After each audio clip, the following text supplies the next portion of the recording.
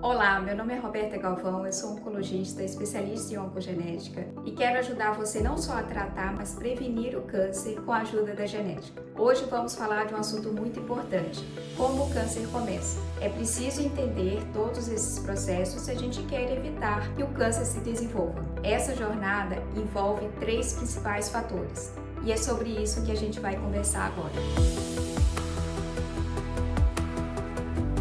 O primeiro deles é o fator genético hereditário. Algumas pessoas nascem com algum defeito na sequência do DNA que chamamos de mutações hereditárias. Essas mutações, na maioria das vezes, são herdadas ou do pai ou da mãe e são passadas de geração em geração. Essas alterações no DNA dificultam o controle do crescimento das células e aumentam o risco de desenvolvimento de câncer ao longo da vida. O exemplo mais famoso são mutações hereditárias no gene do BRCA1 e BRCA2. Que podem elevar significativamente as chances de câncer de mama e de ovário. O risco de ter câncer de mama pode ser maior que 70% até os 80 anos. Mas não existem só as mutações do BRCA. TP53, PALB2, JAK2 são outros genes, outras partes do DNA que, se alguém nascer com algum defeito genético hereditário, tem maior risco de desenvolver câncer durante a vida. É por isso que, se você tem uma história familiar de câncer, é fundamental fazer uma avaliação oncogenética para analisar se você precisa fazer um teste genético para identificar esse fator genético hereditário e traçar uma estratégia de prevenção de câncer personalizada para você.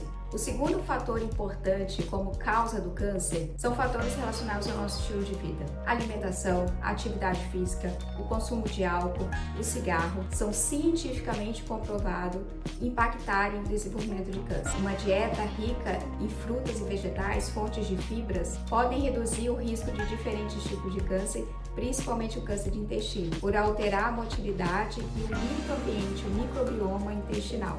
Vamos falar do terceiro fator, talvez o mais instigante atualmente, os fatores epigenéticos. Diferente das mutações genéticas hereditárias, que são variações na sequência do DNA, a epigenética refere-se a mudanças de como nossos genes vão se expressar. Fatores ambientais, comportamentais podem influenciar nesses mecanismos epigenéticos. O principal deles é a metilação no DNA, que causa o silenciamento dos genes. Quer dizer, apesar deles não serem defeituosos, eles passam a não funcionar. Nossa dieta, estresse, poluição, o cigarro podem influenciar esses processos epigenéticos. Por exemplo, uma dieta rica em folato pode alterar o processo de metilação do DNA e reduzir o risco de desenvolvimento de alguns tipos de câncer. O mais empolgante da epigenética é que essas mudanças podem ser revertidas.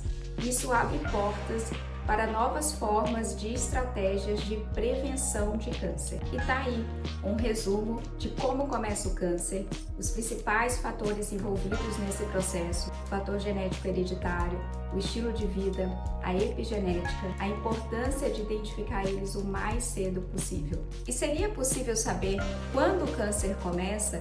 Quando tudo começou? A maioria desses processos começam de forma silenciosa ao longo do tempo. E na maioria das vezes, os primeiros sinais e sintomas são sutis. É por isso que é muito importante identificar esses fatores que levam ao início do câncer, o acompanhamento médico regular e os exames preventivos de acordo com o seu risco individual de desenvolver câncer durante a vida. Melhor do que tratar o câncer é preveni-lo. Se você gostou desse conteúdo, curta e já se inscreve no canal para ter acesso a mais conteúdos como esse. E aproveite e agende a sua avaliação genética de risco de câncer.